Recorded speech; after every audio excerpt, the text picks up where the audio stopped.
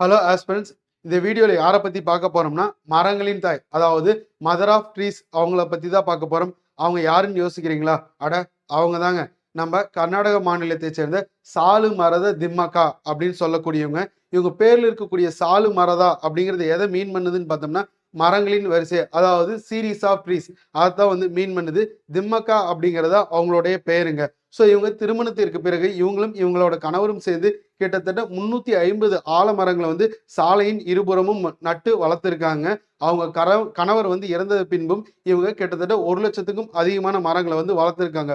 ஒரு முறை கர்நாடக அரசாங்கம் வந்து சாலை விரிவாக்க பணிகளுக்காக சாலையோரத்தில் இருக்கக்கூடிய மரங்களை வந்து அகற்றணும்னு சொன்னாங்க. ஸோ அந்த சமயத்துல இவங்க வந்து அன்றைய முதல்வரா இருக்கக்கூடிய குமாரசாமி அவங்ககிட்ட வந்து கோரிக்கை வச்சாங்க. இவங்களோட கோரிக்கையை ஏற்றுக்கிட்டு மரம் அகற்றுதலை வந்து கைவிட்டுட்டாங்க. ஸோ இவங்களோட இந்த சேவையை பாராட்டி கர்நாடக அரசு வந்து ராஜ் உத்யோசவா அப்படிங்கிற விருதை வந்து வழங்கியிருக்காங்க.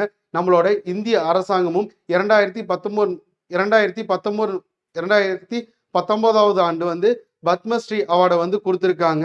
ஸோ இத்தகைய திம்மக்கா அவர்கள் வந்து சமீபத்தில் தன்னுடைய 114வது வயதுல வந்து உயிர் நீத்தாங்க.